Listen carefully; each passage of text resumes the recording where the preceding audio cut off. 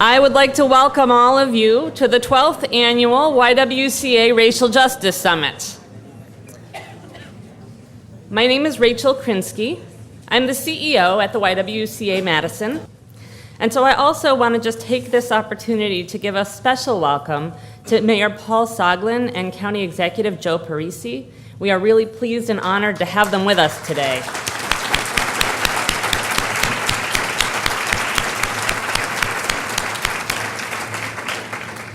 And I'm going to turn over the microphone so that they can each share a few words with you about why they're here and why this is important.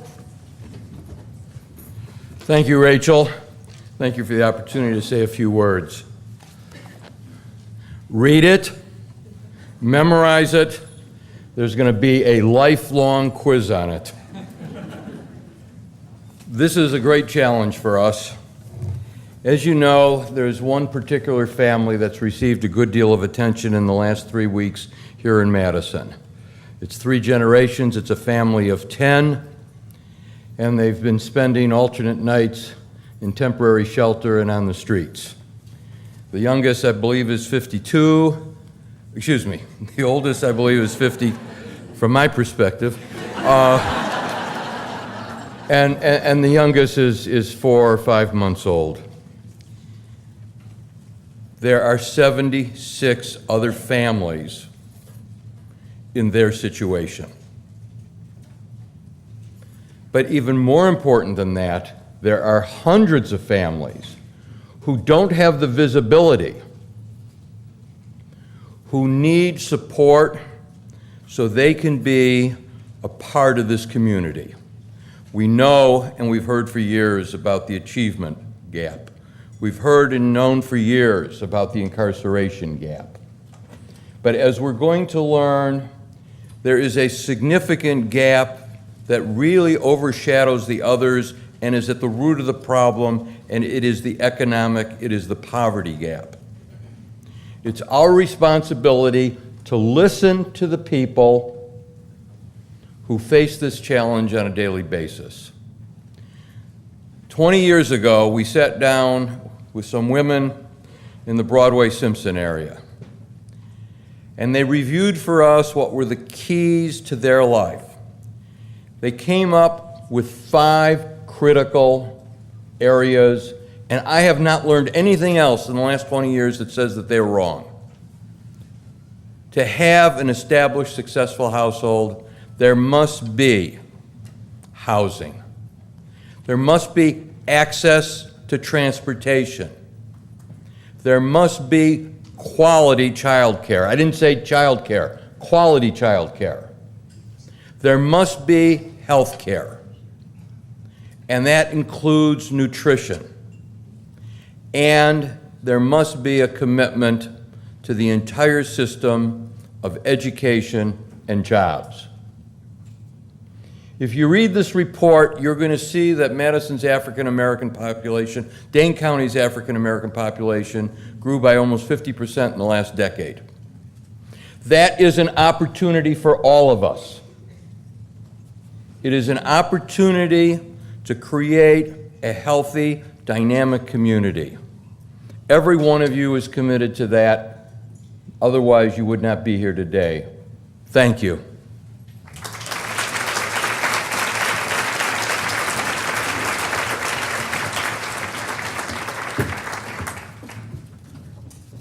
Thank you, Mayor Soglin. Thank you, Rachel. Well, welcome, everyone, and thank you so much for being here today. I'd like to especially thank the YWCA and the Wisconsin Council on Children and Families for the report that's been produced and for pulling this conference together. You know, there's an old saying, I'd like to say there used to be a saying, that says a rising tide lifts all ships. But we know that's not true. It doesn't. And this report that's in front of us today quantifies that. It's right there on paper. It's right there in black and white. The encouraging news is that our community has come together and is focused like never before. As the mayor mentioned, we started talking about some of these challenges around the achievement gap.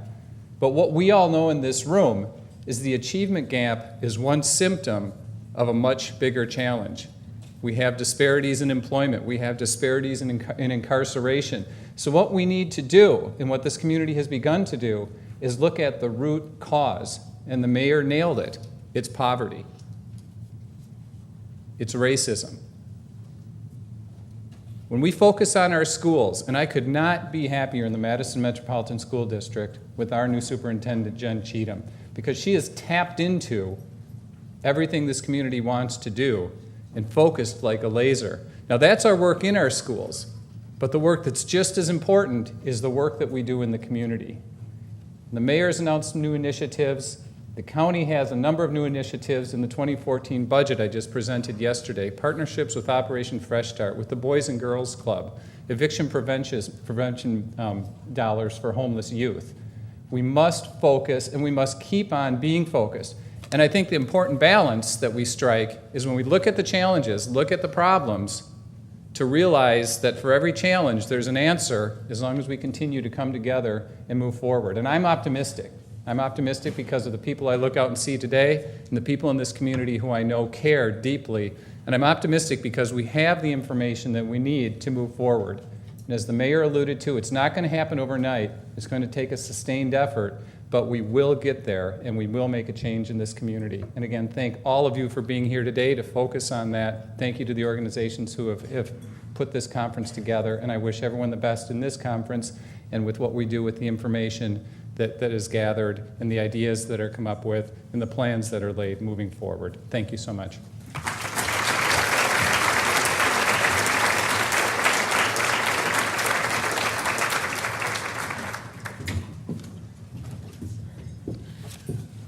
Good morning. My name is Pastor Everett Mitchell. I'm also the Director of Community Relations at the University of Wisconsin-Madison. Esteemed colleague and friend, Dr. Floyd Rose, passionately says that there is no social justice without economic justice.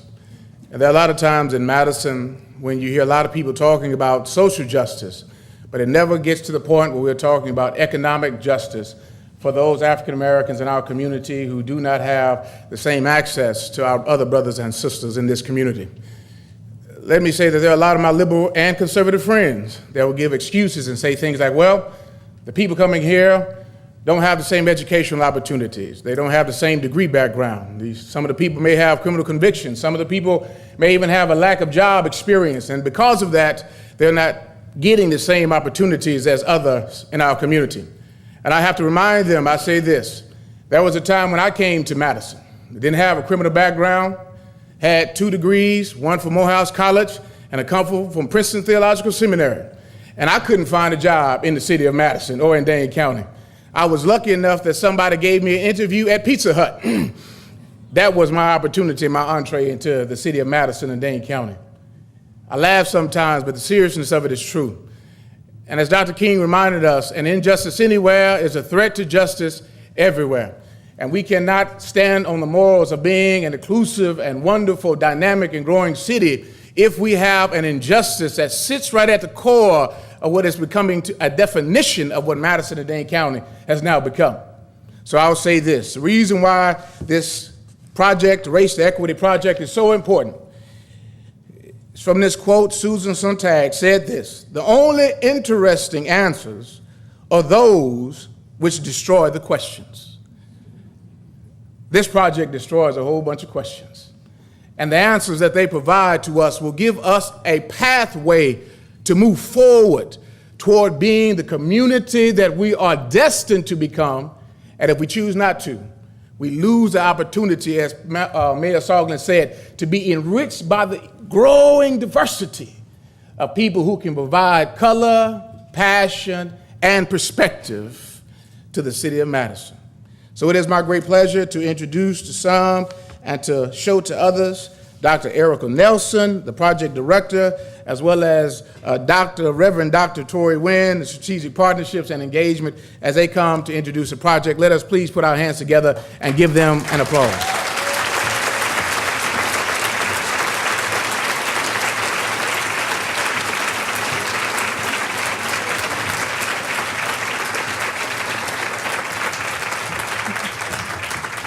Wow, thank you, Everett. Thank you, Mayor Soglin. Thank you, County Executive Parisi, for that wonderful introduction.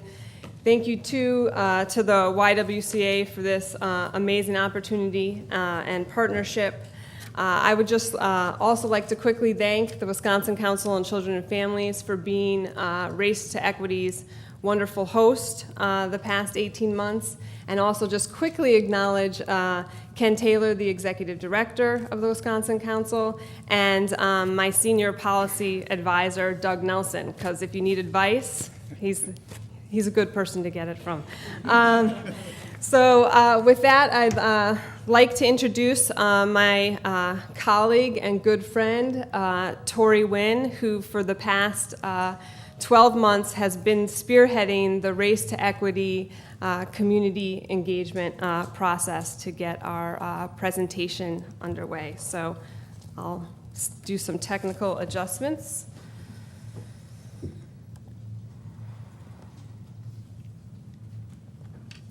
All right. Thank you very much for being here, all of you today. Appreciate it.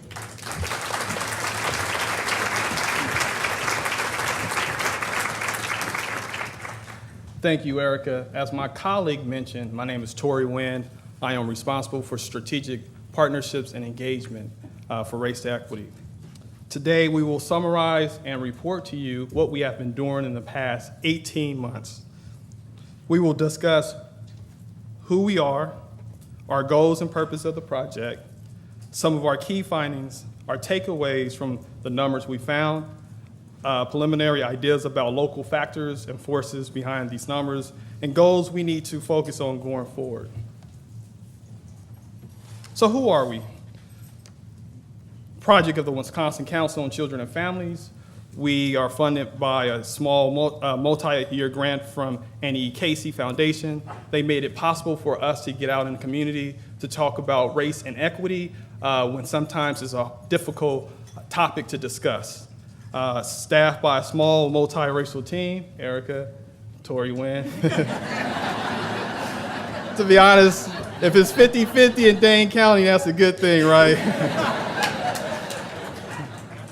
With experience in data collection, child welfare, youth development, community building, advocacy for racial and economic justice. Supported by diverse volunteer cadre of local and national experts. As I look across the room, many of you guys we met over the past 18 months. So thank you for coming out. Thank you for your time and your commitment, and thank you for your future support. We're determined to add to our energy to the long history of local social justice. We know we are not the first organization to discuss and to report on racial disparities. In 2008, the Urban League released a report talking about racial disparities. Dr. Pamela Oliver from UW-Madison also reported on racial disparities. So we're trying to add to their legacy, and we're trying to get people to act. This is urgent. So let's set the scene. Dane County is often considered one of the best places in America to live.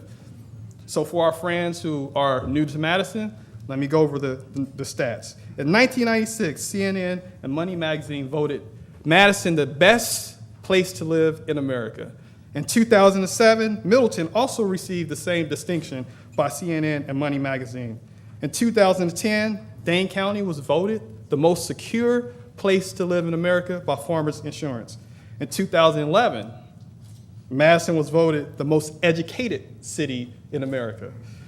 In 2012, Madison was voted the best college sports town in America. And in 2013, this is the best one, Madison was voted the 5th best foodie town in America. Now, my vegan friends from New York may disagree. But despite these positive attributes in Dane County also has some of the highest racial disparities in America.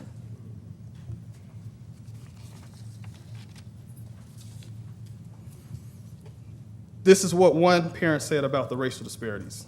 Like many transplants from other U.S. cities to Madison, my husband and I were excited about raising our son in a college town that was known for inspiring intellectual activity and progressive politics. It was shocking to learn about the racial disparities in education and criminal justice in Madison, especially as a mother of an African-American boy. Addressing this issue is absolutely critical if I and other middle-class African-American families are going to invest our time, energy, and resources in Dane County. It is clear that from this quote that racial disparities is not just about poverty, but also about race, opportunity, and policies. Our goals and purpose and vision for the project. Our goal is to collect, analyze, and track and disseminate data about racial disparities in Dane County. Let me underscore, disseminate.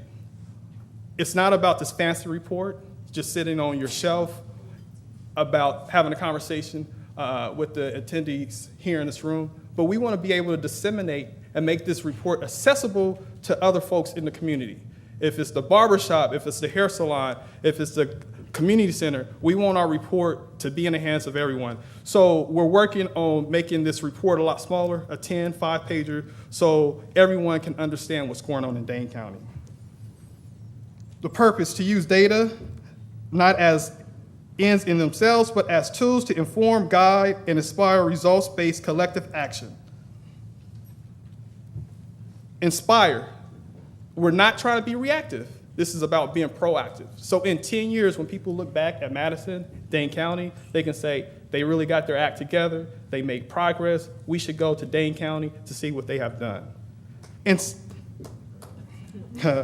collective action. Collective action. A lot of times we operate in silos. If you were to Google racial disparities, Dane County, racial disparities, Madison, Sun Prairie, Verona, what comes up is education, achievement gap. Five lines later, you probably see juvenile justice, you may see healthcare. But we have to begin to operate outside of our silos and work together. So that's the purpose of this project, is to begin to have these conversations and see how all these racial disparities are connected to each other. And our vision, a more equitable, inclusive, diverse, and thriving Dane County that works for all our children and families. We envision a Dane County that is ranked as the best place to live for all. When we open Ebony Magazine or Latina, we are ranked high in their polls, not just in Men's Health, not just in CNN, Money Magazine, but in other magazines as well. What have we done in the past year? So we collected and analyzed data.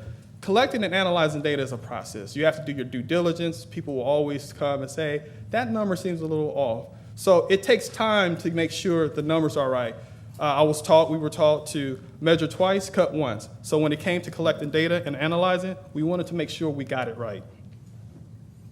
Gathering community feedback on our racial disparities numbers, this is important.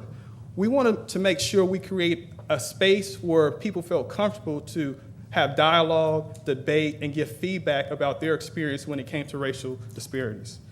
We also wanted to learn about the causes and histories of racial disparities in Dane County.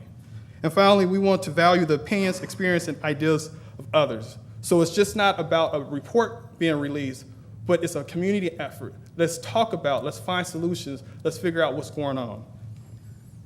Gathering advice from local and national experts, researchers, funders, advocates about how to frame and address Dane County racial equity challenges.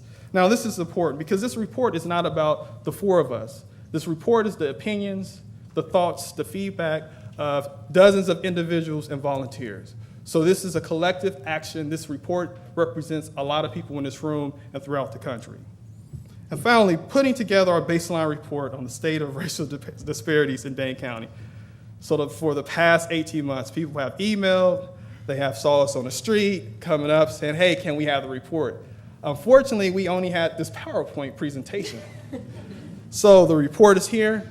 As the mayor said, please read it, share it with others, act. The report is here. So in the report, what you will find, we focused on racial disparities between blacks and whites. And the reason we focused on blacks and whites is because the definitions for blacks and whites is a little more clear. Two, the capacity of our team. We're small, we have funding, but the time that we have to commit to doing one thing right. And three, in the future, we will include other communities of color, because that's important, because Dane County is not only about being black, it's not only about being white, it's about all the colors that represent Dane County.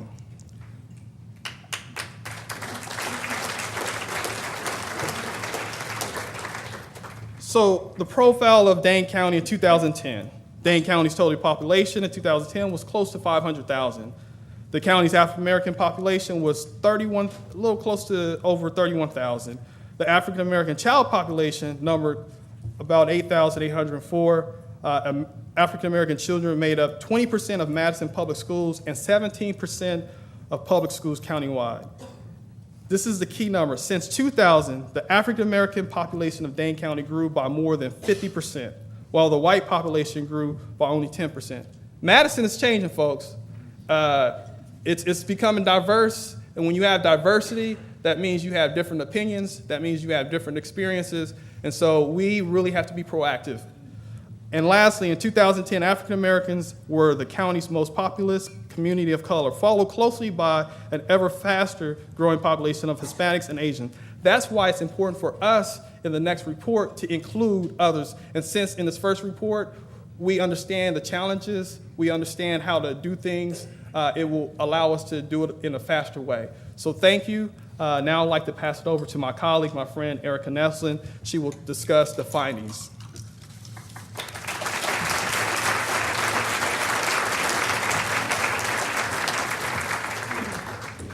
All right, thank you, Tori. You're on fire this morning, so that's good. Before I get started into the numbers in which many of you in this room have heard over the last 12 months, and then it'll be new for some of you, so I just want everybody to be patient in the differences in the learning curve here. But I do want to say something that's a little uncharacteristically personal before I get started. And that is, I was born in Dane County, outside of New Glarus on a little farm. I came back to UW-Madison to go to school, which is where I met my husband.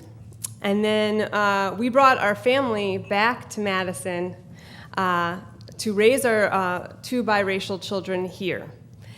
And having looked at these numbers for the past 18 months, I have to say I'm ashamed, I'm infuriated, but more than anything else, I'm determined that I won't ever get used to these numbers until they change. And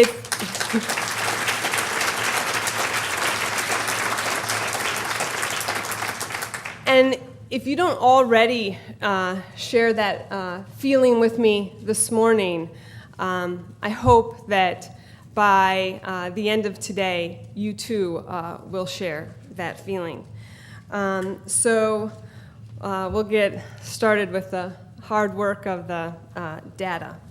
So we have been collecting data in 6 major categories.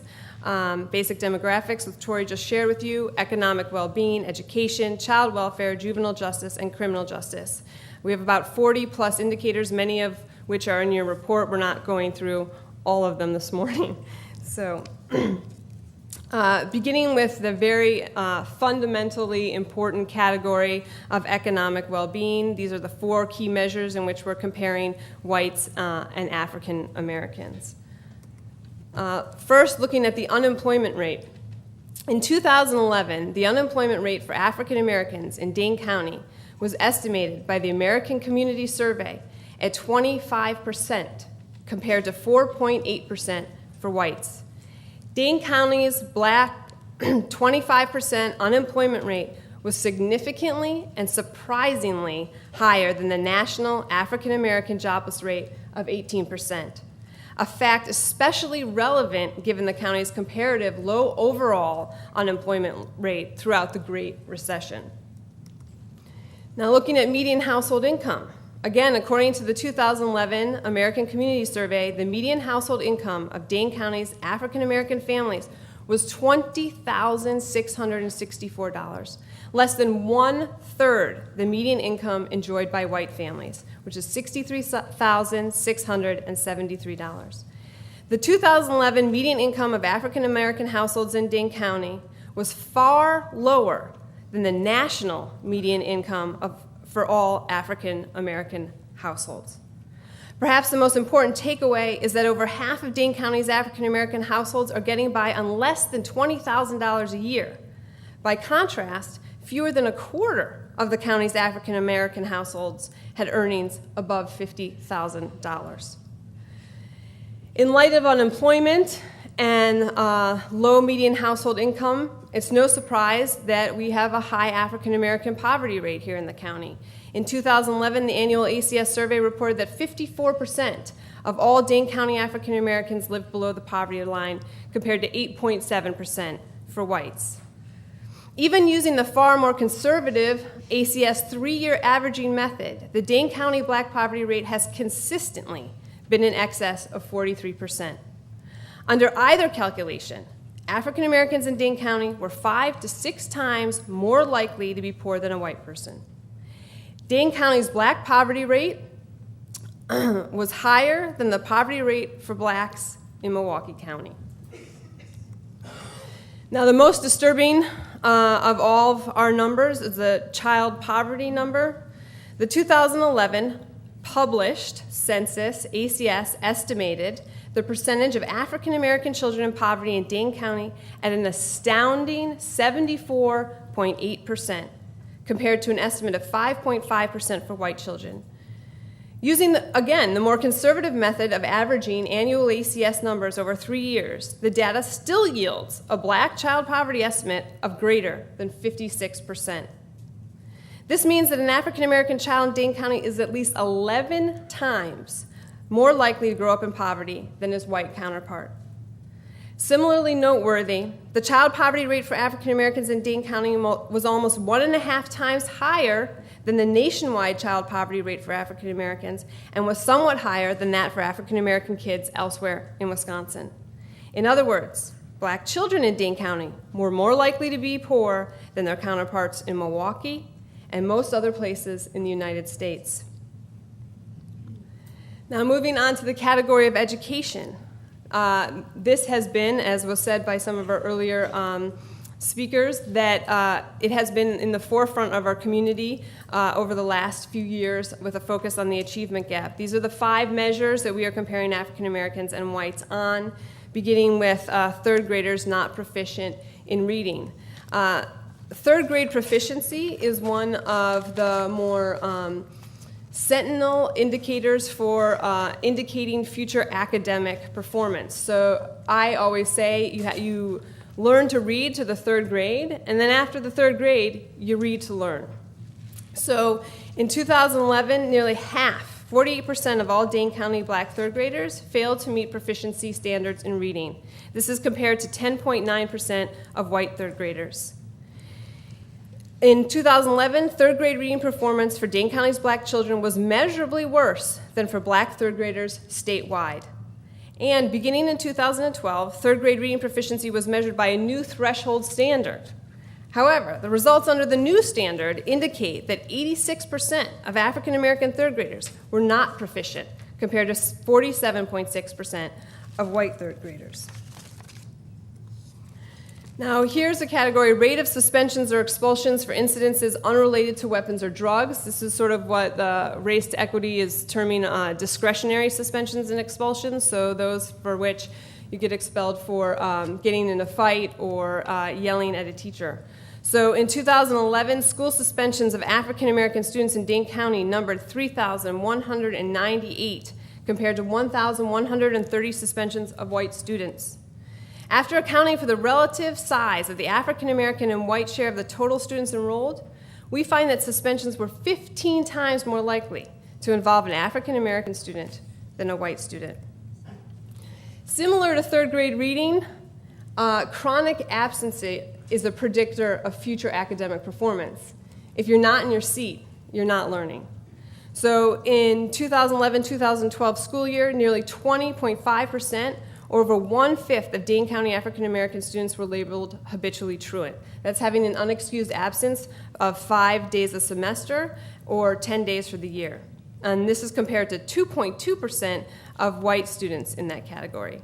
In other words, Dane County African American students were 9 times more likely to be chronically absent than their white counterparts. Now, given what you've seen, third grade reading, suspensions, chronic absences, it should be no surprise that we have a poor graduation rate for African Americans. And in this particular indicator, we only have the Madison Metropolitan School District represented because other smaller school districts do not report out graduation rates based on race for the rest of the county. So in Madison School District in 2010-2011 school year, nearly half of Madison's African American high school students failed to graduate on time, compared to 16% of white students. Black students were more than 3 times less likely to graduate on time than their white classmates, and this 50% failure to graduate rate for Madison black students appears to be measurably worse than the rate for African American students statewide. Now, if you made it to the 12th grade and you're interested in post-secondary education, you have to take your college entrance exam. And yet, in 2011-2012 school year, only 30% of African American seniors took the ACT, compared to 63% of their fellow white 12th graders. The 30% of Dane County African American seniors who chose to take the test was significantly less than the 50% of African American seniors who opted to take the test statewide. So if you look at poverty and education and those disparities, they will translate into a high likelihood and risk of families and children being involved in the juvenile justice, the child welfare, and the adult corrections. So we compared African Americans and whites on the following measures. Referrals to Child Protective Services. In 2011, Dane County African American children were referred to Child Protective Services at a rate of 196 per 1,000, compared to 29.5 per 1,000 for white children. African American children were 6.6 times as likely to be referred as whites. This is an example in graph format of the degree of the disparity for referrals. Children in foster care during 2011. On a typical day in 2011, there were 124 Dane County African American children in foster care compared to 58 white children. This snapshot data suggests that African American children were approximately 15 times more likely to be in foster care than white children in Dane County. And while black children make up about 10% of the county's total population, they typically constituted nearly 60% of all children in placement on any given day in 2011. Juvenile arrests. In 2010, Dane County black juveniles ages 10 to 17 were arrested at a rate of 6 times that of white juveniles.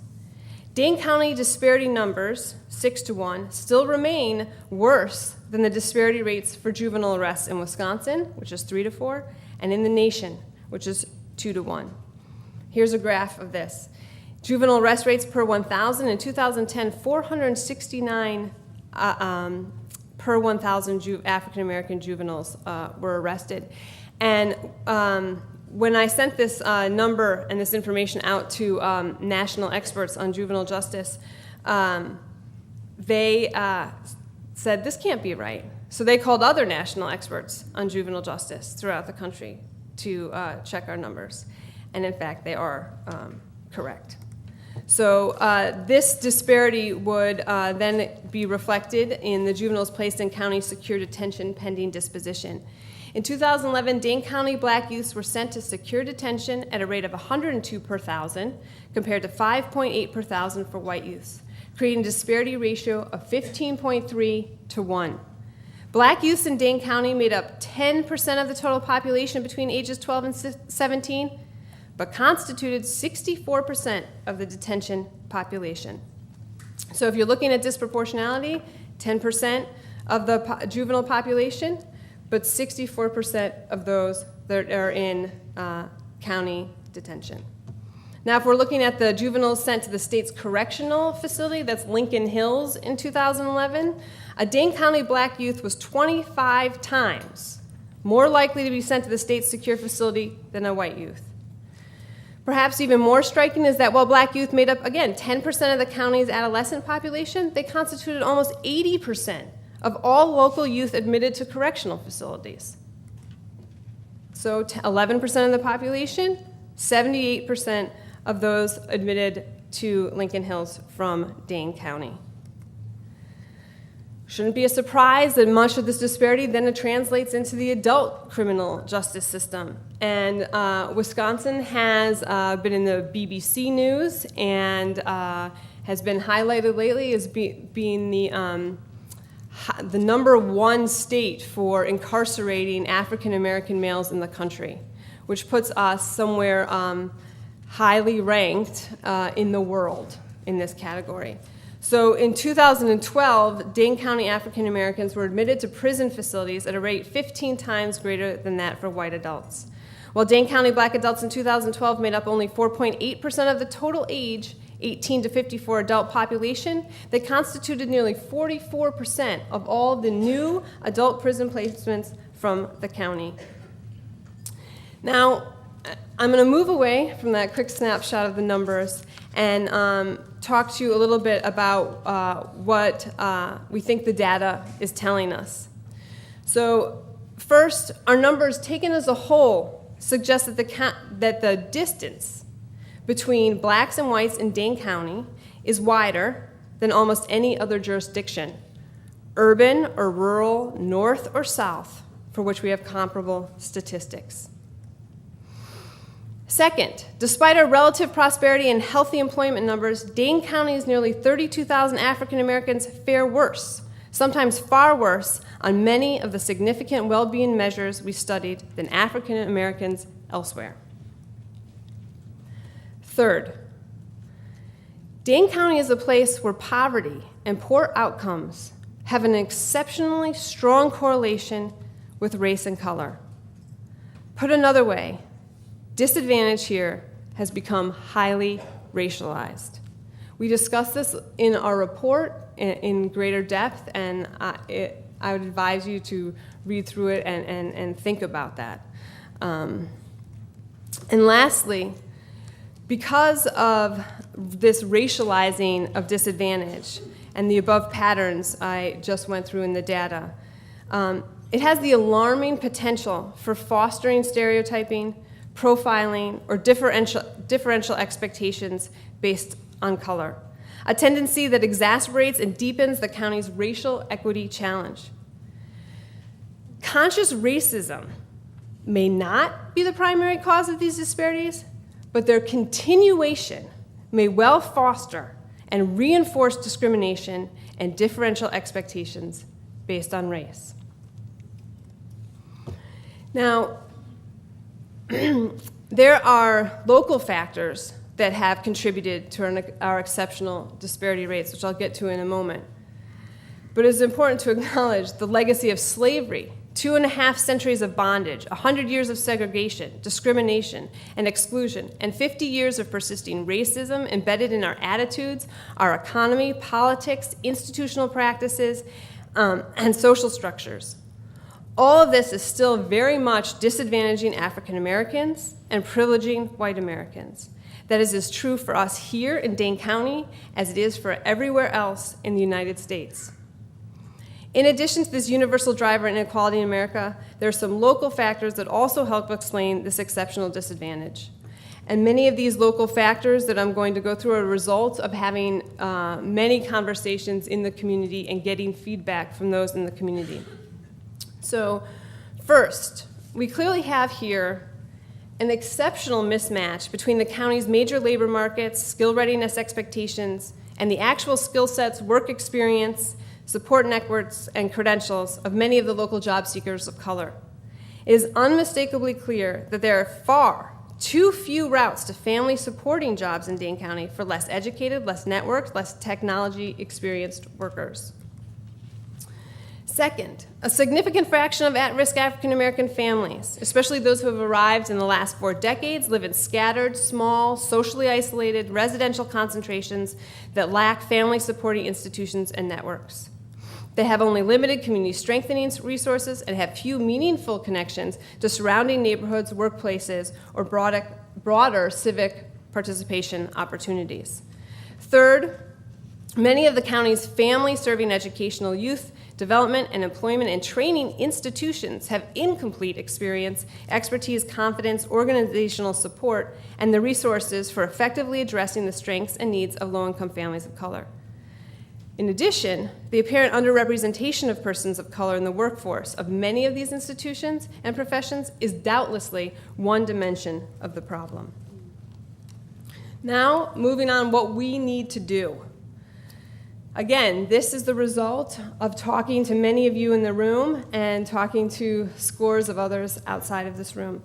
So first, we need the region's public and private employers to create more pathways into family-supporting careers for a significantly larger share of the underemployed or unemployed parents whose children are in or entering our county's schools.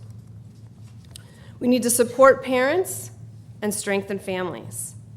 We need to strengthen and target our county's family support services and resources to help more fragile families fulfill and balance their aspirations to be both informed and effective parents, while at the same time taking up more productive roles in the economy and the community. Third, we need to strengthen the county's scattered and isolated high-poverty neighborhoods by both increasing the leadership development opportunities, the family supporting resources, and social networks within those communities. And by better connecting the residents of those neighborhoods to educational, training, employment, health, cultural, recreational, and civic participation opportunities that exist throughout our county. Fourth, we need to create stronger and more aligned partnerships among the county's early learning resources, our public school systems, and region's post-secondary education and training institutions. A partnership that's one capable of intervening earlier and more effectively in the lives of our youngest children, and two, assuring that a much higher percentage of those children are ready for kindergarten, can read proficiently at third grade, can graduate ready to take advantage of the post-secondary training they need to succeed in a 21st century economy. Last, we need to do more to strengthen and support the workforces of the agencies and institutions who can make the greatest difference in the lives of the county's most disadvantaged children and families. We not only need to achieve greater racial and ethnic diversity in many of these systems, we must also equip staff of all backgrounds with ideas, techniques, training, resources, tools, coaching, and supports they need to be even more effective in responding to both the strengths and challenges of low-income children and families of color. Now, given those points about what we need to do, these are the principles that Race to Equity and the community would like to guide our work and our action going forward. We need to authentically engage the families and communities most affected by these disparities. Our approach needs to be a two-generation approach, one that supports under-resourced parents while intensifying investments in at-risk children from cradle to career. Our efforts need to be comprehensive and collaborative, not siloed. Our major investments of money and time must be more effectively targeted, recognizing the greatest needs are heavily concentrated among low-income families of color. And given the depth and breadth of our problems, our responses have to be driven by a sense of urgency. And while we did not get here overnight, we have to understand that this will take us a long time to fix, and we have to be patient. So, given what we need to do, given the principles and values that should guide us, we also have strengths as a community to help us address these racial equity challenges. Our comparative wealth of the county, the progressive vision of many of its leaders, the social values of its citizens, and the emergence of a growing and talented African American leadership cadre suggest we have a high capacity for making difficult social and institutional change. The scale of our challenge is not beyond addressing, altering through targeted efforts the family support opportunity, educational experience, social networks, and employment status of 1,000 to 2,000 households with children could dramatically impact the disparity in less than a decade and set a very different and more equitable trajectory for the future. And making progress on this issue is in all our interests. Addressing racial disparities is critical not only as a matter of simple justice, but also for our county's collective well-being. Narrowing racial resource and opportunity gaps will help to level the playing field for all citizens, and in turn, will make Madison and surrounding areas a more supportive environment for high achievement by all our children and families, including those of color. This is not only the right thing to do morally, it is the smart thing to do economically. Unless our entire community is thriving, the long-term social, cultural, and economic fate of our county will be far less promising. In the increasingly globalized world of the 21st century, only a Dane County that is able to attract and support success for individuals and families of all backgrounds will be able to retain its long-cherished status as one of the nation's great places to live, study, and work. Now, this is a quote from a Dane County mother that's perfect for now. 4 years ago, I decided Dane County was the place I wanted to raise my children because it's truly a great place to live. As a single mom, I found a terrific job and have been pleased with the education my children have received. But I know that our experience isn't the experience of all families. Our community is poised to respond to these concerns because one of the best things about living here is the people. The people truly care, our neighbors want to make a difference, our community is at a tipping point to becoming the community it always thought it was. And in closing, I know one thing for sure, and Race to Equity knows one thing for sure: we must fix this, we can fix this, and we will fix this. So, thank you.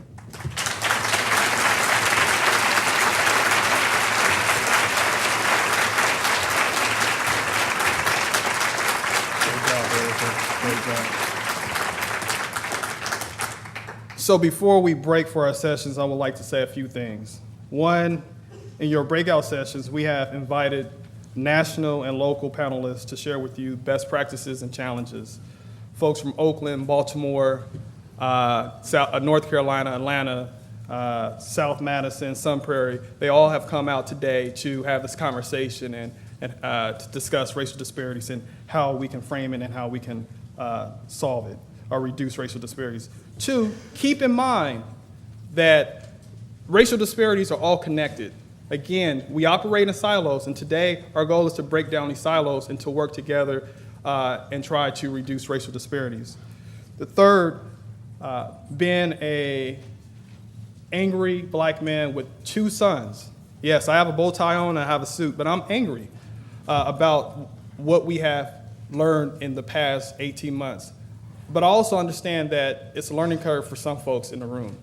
And so just be patient with some, but allow them to know and tell them that this is urgent. So I will ask all you in the room today just to be patient with some, but express the sense of urgency. And then finally, in Harry Belafonte's documentary, one of my favorite persons in this world, Ruby Dee, at the end of the documentary stands up and says, for over 60 years, I've been meeting and we have been talking about injustices. And over 60 years, I've been wanting to know, what do you want me to do? She wants a charge. And for today, when you leave the summit, there will be a clear charge. And so thank you all for coming to the summit. And we look forward to having conversations in the hallways, and we look forward to your future support. So thank you.